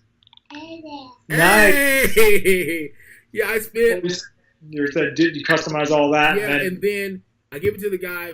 He gets 2 good weeks in, and then he decides to go rogue. Yeah. Brother, what are you doing? The best is this old guy where they're like, well, I like what you had here for me, but the thing is, in the past, I got a lot out of it. I'm like, what are you paying me for exactly? Like, it's like going to the doctor and they're like, listen, if you don't clean up your diet, if you don't eat less red meat, then you're like, well, that's good, guy with PhD. But the thing is, I love bacon, so I'm going to eat bacon. Yeah. Well, why'd you even come here? I think that if you're watching this now and you have a coach, you should always ask why. Why do I do this? Why? What is the point of this exercise? What are we doing here? What's our end game? What's the direction? You want to know the logic behind things, so you learn. Because as coaches, we should be educators. We shouldn't just be telling people to do stuff, telling them why we're doing it. So at some point, they can become coaches themselves. Exactly. I've coached a lot of people that have done that. Okay, so thank goodness, because like what you're saying is exactly what I'm trying to do in terms of how I'm coaching now. It's and it's I've told a few clients it's hard calling them clients, but I mean because most of the time it starts becoming so personal, they become like family. But same. One of the things that that I tell a lot of them is my job is for you to leave me eventually. You know what I mean? And if they stick with you, that's awesome. But my job is for them to leave me. I want them to be educated enough that they can start doing it for themselves, doing it for others or whatever. And it's a bit of insanity. Oh no, I'm eating these. So M&Ms. M&Ms. You like M&Ms? Yeah, I have everything. So but yeah, that should be the end goal for every coach. Powerlifting, not so much. I mean, powerlifting, I could see somebody using a coach, maybe not during the off season, but like when meat prep and stuff like that. But nutrition, Kelsey and our goal is to always make people self-sufficient, to teach them enough that they can count macros themselves, or get to the point where where I'm at, where you don't have to count macros, where you know what's in food. You just eyeball it. Yeah, exactly. And that's the dream, is to not have people forever. There are some coaches out there who will do things to keep a client for a long time, for as long as possible, and squeeze every cent out of them. Yeah. But that doesn't bring me any sort of reward. I like changing people's lives, whether it's getting them to a good level on the platform. Or, like I've had my first client, it was actually a girl, and I've had her. This is going on 3 years now, and she left. You know what I mean? Because I told her everything that I could think of. I'm like, if you ever need help, let me know. And we got her really good with the counting the macros and all that stuff. And she was Gucci, ready to go. And she was gone for maybe 4 months. And then she came back. She goes, while I don't need you, I need you. Yeah. She goes, I miss the atmosphere. I miss feeling like I'm a part of a family and everything. And I think for me, that was my first lesson that I learned as a coach, was like, hey man, it's not just, they don't necessarily just, they don't. It's not that they're paying you to be their friend, but they get more out of it because like you said, you're not a psychiatrist, you're not like you're not a doctor or anything like that, but what you do is you make an impact. You know what I mean? And you make enough of an impact that by not having you in their life in some form or fashion, there is a void without you being there. You know what I mean? And whether it's if you're holding them accountable, that's awesome. If it's just, figuring out how they are, throughout the day, that's awesome. If it's just like, hey, make sure, we have 6 weeks until your next meet, whatever. Hey, make sure you're on point with this, this, and this. It's just having, there's a spot that you've made in their life through, and initially through, your programming and everything else, that there's a void when you're not there. And a lot of times it's having them there, and I mean, if you make it special to them, then they know that they're a part of something special, and they want to remain a part of something special. And so for me, that was kind of my lesson that that kind of taught me, was like I want to make it special for them. I want them, I want to make it. I need to hop out here. That's hilarious. But yeah, that's, I think the people that look at coaching as passive income, that's the big part they just miss. It's you're playing a huge role in somebody's life, and when somebody sends me a check-in and it's like 2 sentences, I'm like, all right, your program's updated, have a good week. Yeah. But when somebody drops the 3 paragraphs, that I respond. I break all the paragraphs up. Yeah. And I respond to a paragraph of my own, because I'm not a very long-winded guy when it comes to the check. I like talking. Yeah. Typing, not so much. When I know a client needs that, when a client needs your help. And if you're not willing to invest that amount of time into somebody's development, then I'd say that coaching is not for you. Yeah, that's the scariest thing, man. When you get that long paragraph, or if I get a long email paragraph and then I get a long Facebook message, I'm like, oh man, like something.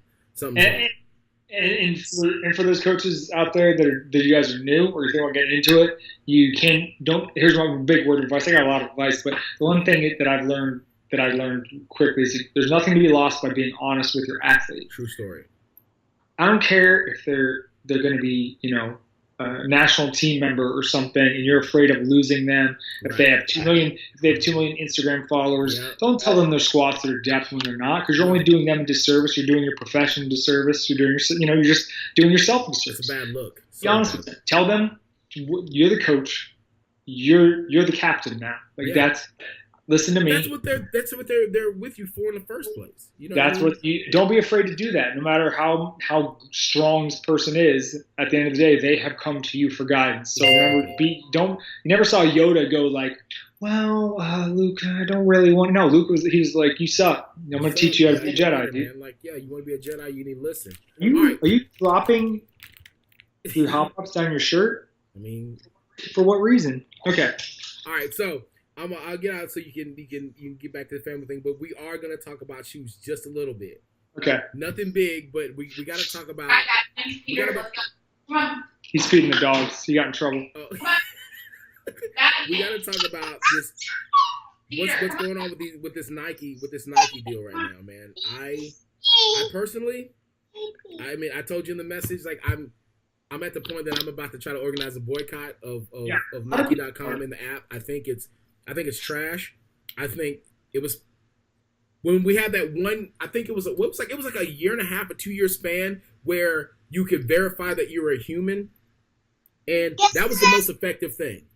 But now, like with the release of the app and the way they're doing with this sneakers app, the bots are they're murdering right now. Yeah, there's literally when there's a draw, just don't even. I'm to the point now where I almost don't even want to try. It's a joke. I laugh. I show Kelsey every time I enter one. You're getting taking that out. They're just gonna give it to you. You never have a chance. It's just impossible. Like I won one time. I won a draw, and it was for the what was those stupid shoes? I forget. They were the 11s. It was one of the 11s, and I didn't really want them that bad, did you? Yeah, I didn't want them at all. I just wanted them to resell because they were supposed like the hype beasts were like just like, oh, these are gonna be the greatest shoe, and it was the like the 72 and 10s or something. One of those. Yeah, that's exactly what they were. I won that one, and as soon as I got them, I flipped them, and I was like, all right, that's cool. I mean, and the thing is I didn't even flip them for much. I think I flipped them for like 400. It wasn't like anything huge. Yeah. You know what I mean? It was like, all right, cool, appreciate it. I made like $1.25 off of them, but like to be honest with you, man, like I'm at that point now where like, what's the point? You know what I mean, and either you have to be a celebrity, you have to be considered an influencer. Apparently, there's an influencer thing now. So if you're an influencer, you have a chance at getting kicks. But like, there's one place in Texas, like I told you about. There's one place left in Texas that you can actually go sit and wait in line for. And I do it because it takes me back to when I was younger, man. Like a camp out or like waiting in line for a pair of shoes. And I mean, there's still like general releases or whatever, but like now I'm like, if I see it's going to be a limited release, I just know that I'm not going to get it, and I don't have the money nowadays to pay for resale. So if I don't get it on day one, then I'm going to get the waiting game. You all done? Like, I just don't like it. I don't like the fact that now at this point, man, like the OG love. I feel like there should like be a card like, hey, you're like a lifelong member. You're 20-year member card holder of the Jordan Club. Like here, you should get a shot at it. But like these hype beasts and these cats that just have this mad disposable income for a pair of kicks, like it's a win for you. Like you just go to your plug, pay $800 for a pair of $200 shoes, and it's a wrap. So I don't know. At this point, I think it's disheartening because I got out of shoes from 2005 to about 2012, right? And I got back into it, and it was actually like I was like, oh wow, this is way easier because I got into like I was big into Dunks, SB Dunks, which I still am. It's still my favorite shoe, and they were so hard to get in the mid 2000s. Right. They were impossible, and they would appreciate in value. There'd be Dunks that just came out going for $500 on eBay and stuff. So I got disheartened, and I wanted to wear. I like to wear my shoes. I'm not exact same. Yeah, we both like to rock our shoes, and so I got back into it. I was like, oh wow, it's actually pretty easy to get Jordans now. This is cool. I like Jordans. I like the 3 and the 1 and stuff. So I still remember this, and I'm still mad at myself. I got a pair of bread, one, the 2013 version, and I flipped them. I should have kept them. They're so good. The one with the X on the back. Yeah. But I could not because they were going for that. I sold it for like $375, so I made $200 on it, which was nice. But that's one of those flips where I regret it because I didn't need the money that bad. I'd rather have the bread still. But and then recently, the last year, it's just taken a turn for the worse. Like that, the draw system has ruined the fun. And I'll still remember the shattered backboard draw. Like that was the turning point for me. I think that was the first one where the site was down and like nothing worked, and I knew something was up. I'm like, oh, the bots are back. Cool. They got bots. Yeah, dude. I couldn't even believe I could think, wait, this is supposed to be bot proof now, but now it's not. And you have these cats that, then these cats, like, literally this one guy, I went on this message board and this dude was like, legit was like, yeah, I spent the last 3 months making email accounts and finding fake numbers, like, getting a fake number and a fake email account, matching them up so that I could enter these drawings. And I guess, you just need a high power computer and you do have like 20 windows up. Yeah, man. But this guy literally has like, I think he had like 200 or 300 accounts, and he still caught an L. So at this point, it's just like, man, it's like, I guess the sneakerhead in you doesn't want to give up because maybe there's a chance. Yeah, but then still throw it out there, realistically, you're like, man, I have no chance at all in getting these kicks. Like, I honestly thought, like, you know what? They closed the window from 30 minutes to 10 minutes. There's a shot at me getting these kicks. Nah, not at all. And that last L I took was like, that was the one. That was kind of the dagger. And then, of course, then they're supposed to be coming out with all these 4s. If that bread 4 is not a general release, I can tell you right now, man to man, I'm through with the shoe game. I'm literally gonna be. I'm a bad talk shoe game. I like made myself believe that maybe the Tinker 3 wouldn't be super hyped. It was. They're still going for like 375, 400. And the next one is the Hall of Fame 3s, the Katrina 3s, and I'm really hoping those are a GR because if they're not, I'm probably just gonna set fire to House of Hoops. Dude, I'm gonna ride because that's my number one shoe. The black cements are great, but I love the darker color 3s, but the white, like the fire red, and the Katrina, like those, the white with cement, the shadows. I have the shadows. Those are my favorite. They're just classic, and they go with everything. So if I can get those, I'll retire, and maybe the Mochas, maybe the USAs. The USAs look like those Korea ones. Yeah, definitely. Those Korea ones look so fire, man. Like, yeah. I'm not gonna lie to you, dude. I hope the Mocha. If I can get my hands on, like I said, it's still a lot of shoes. I'm only 7 away from having all the 3s. That's awesome. That's goals right there. Like, but I mean, it's like, it's ones that I just been lazy and I just really haven't the flips. I can get the flips right now, but I'm like, I'd rather just, if I'm gonna spend the white or the black. Oh yeah. Yeah. It's just like, I have the DBs. I have those. Jealous, yeah. But I still don't have the fears. I lost them in that was the only Nike that I had. I had them in cart and I went to pay for them and somehow they disappeared from my cart. And to this day, I'm like, dudes, that's when bots were the worst. That was when bots were the absolute worst. So yeah, I at this point, man, like, don't get me wrong, I love the shoe game, and I love, for me it's nostalgic, especially with all these right now with all like until I think up to the 7. They drop a shoe. I'm like, oh man, I remember like what it was like. I remember, like, so for me, like when the 3, with all these 3s coming out, I remember when they discontinued the 3 for like a year or 2. I was a little sad, but then then it's back. But then I'm like, well, now the ones I take it back. I guess I'm 9 away now because I didn't get the Tinkers and I didn't get the Timberlakes. Yeah, which is, I'd classify those as a different. There are 3, but anything with the swoosh on the side swoosh, is different. And I'll be 100 with you. Like I think we were both kind of about with the swoosh on the back because it's not a 3. Still a 3. The silhouette's still the same. Still you know what I mean? Like, but that Timberlake joint. That white swoosh. I was mad because you don't even see the swoosh because it's like 3M or whatever. It's like it's reflective. Yeah. And I was like, those I like. Let me tell you how dumb I was because when for some reason my sneakers app didn't give me. Obviously, You have to camp out apparently on it, and I didn't get a notification. I had push alerts on my watch. Well, the thing is, the only people that knew were the people that actually followed Justin Timberlake. And then they would probably tell their friends because Timberlake's like, hey, by the way, we're going to drop these during the Super Bowl. The whole time during the Super Bowl when he was performing, I'm on my story. Anybody that follows my story, they sound like I'm talking about his threes the whole time. Like, oh, my God, those are so fire. They're so fire. Meanwhile, behind my back, Nike's got a sneak freaking release going on. And I was sick to my stomach because that was right after they did that early drop for the cement threes. You got those. I got that heads up on there. I was already butthurt and jealous that I took that L, and so I was like, well, I guess I'm not gonna. I guess that's just one more L that I'm taking, but it is what it is. It's shoes. I actually, the thing that really broke my heart is that I told you I love dunks, right? And the ugly Christmas sweaters came out, third version. I only have one color. I have the black. I want the gray. They're super hard to find in 13 size, and so I saw the blues coming out. I got super pumped because I'm like, I love that colorway. Dunks aren't popping anymore. Easy cop. This is going to be so easy. It's going to sign on.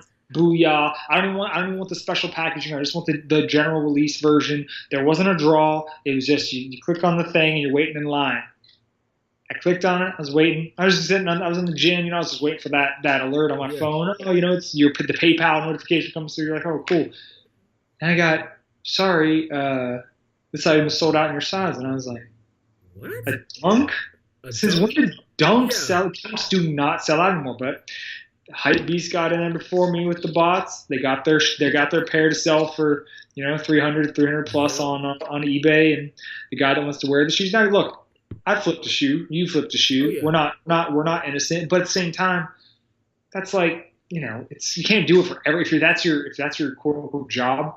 You need to come on, dude. You're just rooting for the rest of us. You're literally killing the game for everyone else, man. It's like I'm like literally getting heated talking about shoes. Let's move. Because I don't buy shoes that often. I don't have the money. Now that I have a kid, like I don't have the money to do impulse purchases. I plan my shoe purchases months in advance. I've sold off about. I don't know if I told you. I sold off like 30 or 40 pairs. Yeah, so I've downsized. I remember like there was a point in time like, and again like I said, this is how long we've been friends. At least sneakerhead friends. There was a point in time, like, this is no joke. There was about a 6-month period where, like, legit every other day, like, yo, look at this pickup. Yo, check this out. Like, I'm like, this dude is out here. I remember I was like... I was super into LeBrons for a while. And, I realized as I got older, I always wear the same kind of shoes. I even though I buy them, I might wear them once. I come back to the 3. I come back to the 1. I never really was a big 1 guy growing up, and now I love the 1. Same. I think the 10 is one of my favorites. It doesn't get the colorways it deserves. Yeah. It's such a cool shoe, but it always really is. Black colorways. And I wear those, and then I wear dunks and the occasional Air Max, but mostly just dunks and 3s. And I'm like, you know what? I should just downsize my collection to the stuff that I want to wear. So so I brought it back. It's probably closer to 50 now. Getting smaller. Just every once in a while I'll get it. I'm like, I don't need these. I'll just sell them. Keeping my options open so I have more room for the inevitable 3s and the 4s next year. There's even a pair of 4s coming out this year that just got leaked. Yeah, I saw that colorway. Like I'm probably gonna rock that. I kind of like the way that colorway looks. We'll see. My black cats are on their last legs. But hey, black cats! I walked right into Foot Locker. I was like, hey, can I have those in a 13? They're like, sure. My infrared 3s. Walked into like Champs or something. I was like, can I have a pair of them? What size you got in those? Oh, we got 12, 13, 10. And all right, give me the 13. It doesn't work for that anymore. No. Even shoes that you think are gonna sit don't sit. But then again, it's hard to predict because I thought the Blue Sport 3s would sell like. Me too. Yeah, they were sitting. I'm gonna triple up on those things at some point. I'm just good because that's my favorite shoe of all. I thought both. I thought the 4s, the Motorsport, and the alternatives. I thought those were gonna be gone in that heartbeat. I got the white ones. Yeah, those. I got those real cheap. I got those for like 120. Same. And then I ended up getting the alternate. I got those 3 weeks ago for like $80. Yeah. Like, you know what? I think we talked about this Raw Nationals, but I don't care about how much a shoe costs. I care about how much I like it. Those Cyber Monday black ones with the white. Those are my absolute favorite 3s. They're awesome. And another one that I think gets slept on is the it's like got the gray. It's a gray with a white sole. It's actually not a white sole. It's like an off-white sole. Yeah. And it's gray. They're like it's like a sweater material. I don't know what you call that material. Yeah. Wool threes, and I got those for like $90. Yeah. I rock the hell out of those. I love them. People were like, "Oh, those are trash." Oh, what? She's trash because it doesn't sell out now. That's the problem. Yeah. You know, that's not what dictates what's a good shoe and what isn't. Nah, So. not at all. All right, we'll leave the shoe So- game alone. I get this. Do it. Because I know you got something to go. Well, I don't know how much time I got left here. We might have to do a two-parter, Yeah, dude. we can do a two-parter. Because like all I have left is my 2 questions, and I'm done. You got 2 questions? All right, hit me with them. All right, the island. If you're stuck on an island, Oh, I already thought about this one. what are the 3 things you're gonna take with you? All right, take Cam, take Kelsey, and take my bike. That's it. Sorry, dogs, you guys don't get to come, but because the bike is something. I'm a cyclist now. After I got a bunch of injuries and I couldn't powerlift anymore, I'm very like competitive person, Right. and I like to challenge myself. And I couldn't really run. I just got back into running recently after my knee surgery, but couldn't really run, couldn't really do anything. But cycling is low impact, and it's really challenging, especially when you get up. Like I've done a century before, done 100 miles. So in this hypothetical scenario, I'd be able to ride my bike, and obviously Cam and Kelsey, without them, I literally have nothing. So I know that's kind of like a loophole, so we're going to pick 3 physical things, but my family is the single most important thing to me in my life. They're the reason I do everything I do. I never, and I talked about this on Twitter the other day, I never cared about dying, ever. Like, I wasn't like super hardcore or anything. I just never thought about dying. You know, I used to make the joke when I was a wrestler, I'd fly all the time. My mom would ask me, I'm a mama's boy. She'd be like, yeah, call me when you land. I'm like, Mom, if the plane crashes, you're going to see it on the news. I don't need to call you, okay? Like, you know, I'm gone. But I just, now that I have a kid, man, I'm scared to not be there for him and not be there for Kelsey. And and she's my best friend. Yeah. And Cam's like my best dude friend because we hang out together every day. I can't imagine my life without that. So going to the island without those 2 things, and the bike, I guess that way I wouldn't be fat on the island, just eat a bunch of pineapple and shit. I don't know, but the bike is something I really love. And when I went through, I had to get my knee cut open. I had knee surgery in December. I went through some couple hard months. I didn't realize how much I really depended on exercise to like feel good. You know, so I would take that. Otherwise, it'd be like I just drink myself to sleep every day. I feel you. And my last question, like I said, I introduced to you earlier. So if you don't have the full 16, you don't have to have the full 16. Okay. Somebody put a gun to your head. I don't know what is 16 bars anyways? What's the? It's just pretty much it's just like usually it's like what? How many verses is that? It's like a couple verses really. Like okay, well I don't know if we'll have that much, but this is. I probably messed up a little bit, but this is the one that sticks with me. I can't remember a lot of stuff, but okay. So let me give the intro. I got to give the intro. Okay, go. So if somebody were to walk up to you in an alley, on a bus, on a plane, whatever, and put a gun in your head, like, hey, I need you to spit 16 bars or as much as possible. Could you do it, or would you die? I could do it. It might not come quickly, but I'll do it right now. Boom. So, what is it? I drink a Boost for breakfast, an Inshore for dessert. Somebody order pancakes. I just sip the scissor. That right there could make a sane man bizzard. Is that always it? Yeah. That right there could make a sane man bizzard. No worries, Mr. H to the Izzo back to wizard. I think that's the verse that I don't like. I don't know. Let me look it up real quick. Hold up. Well, that was right. That's definitely right. Most people fear it. Most people fear. Oh yeah, it's actually. Hold up. It's that right there could drive a sane man bizzard. Yeah, dude, that's not to worry, Mr. H to the Izzo. Back to wizard. Yeah, you went Kanye. I was thinking about the line. That's what you inspired me because you were talking about H to the Izzo and like kind of such a like classic Kanye thing, like beat. Like he just. And that line, and that whole out, I mean, just everything he did from the mixtape to College Dropout to, late registration, and it just stuck with me for a long time. But I always hear those first 2 lines, and I drink a Boost for breakfast and Insure for dessert. And then people don't even remember like him getting in a car wreck and all that stuff and having his jaw wired shut. He actually recorded that song twice. There's a mixtape version where his jaw is still wired, and you can tell. The album. I've heard that version. Sound. Yeah. Yep. Because he's like literally. He's rapping like this. Through like just like wired teeth. Yeah, dude, man, that's crazy. Yeah, This but is no, fire. This is like fire. we're gonna do it. Like, see, you didn't. I probably. I mean, I had a feeling this was gonna happen. We got to do more than one of these because we have so much to talk about between shoes and music and stuff and coaching. Yeah, and we'll do. you- Yeah, we'll you- do. in a few weeks from now, we'll have more stuff to talk about, and Yeah, for sure. Yeah, you can just be a regular on this, man. I'm like, yeah, what's cracking? What's what you know? we Yeah. didn't even talk about food. See, we talked. Oh, we didn't even. Hey, no Okay. joke. Look, It's okay. It's okay. It's literally okay. circled. It's okay. I knew that was going to happen. Like that's how we are. Every time when we meet at Raw Nationals, what do we talk about until we get pulled apart? It's like shoes. Hey, what'd you pick up? What do you? Oh shit! I just got a Nike notification. What is this? Oh fuck off. Yeah, I give up. Yeah, man, I just sent me a few notifications. This just literally, I thought I was going to get something unlocked for me. Don't miss your chance to own a limited edition Philip Pagowski T-shirt inspired by your NBA team. Yeah. Yeah. Like I get so pumped when I get that push alert. I'm like, oh shit! Or I get the sneakers. I never get anything when I first started getting shit unlocked. Dude, I was getting like they were just dropping like all kind of dope shit like to be unlocked because I was really trying to get. And I think what did it for me is I didn't buy anything because they unlocked the what those I forget those new Air Maxes that they're pumping now. The Air whatever. Vapor Max, the ones with the pods on the bottom. Yeah, dude. Like they did a bunch of Vapor Max releases, and I didn't want any of those. They had that Tinker colorway. I really should have got. Yeah. Oh shit, the LeBron graffiti.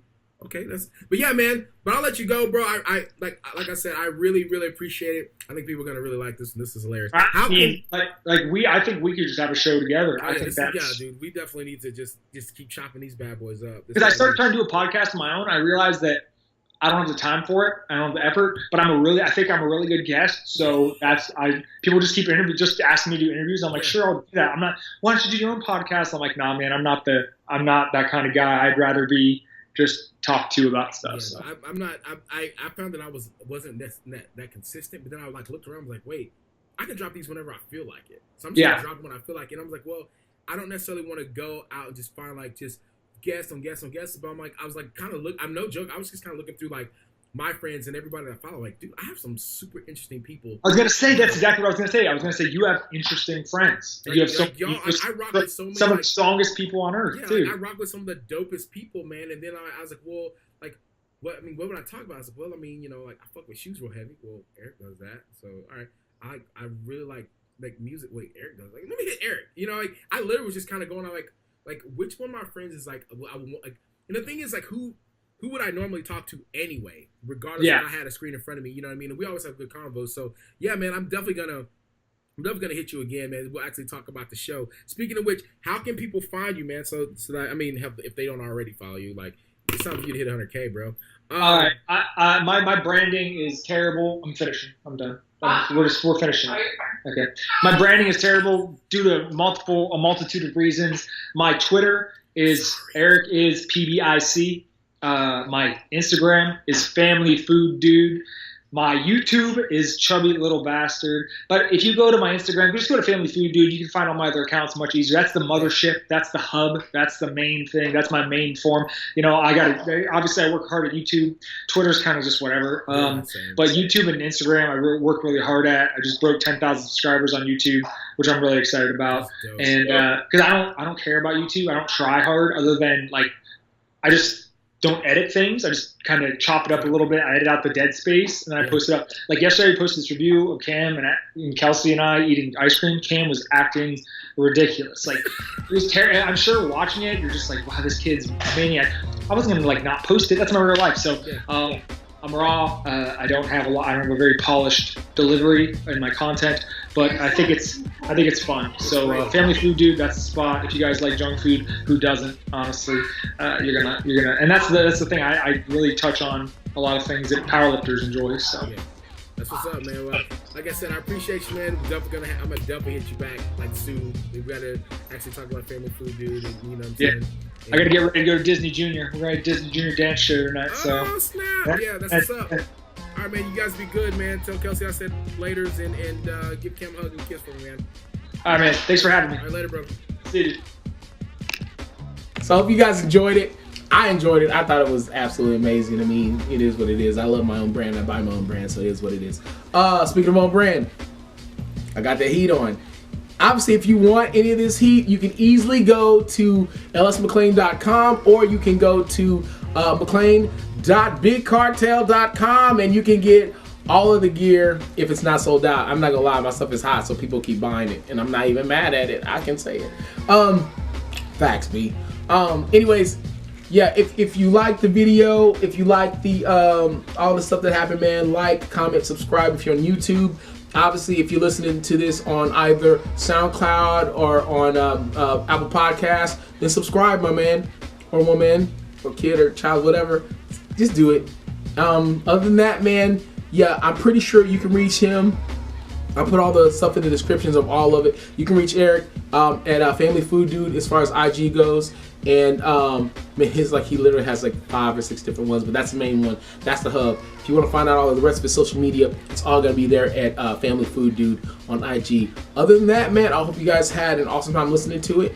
Have a great day, night, evening, whatever. Be blessed. Peace.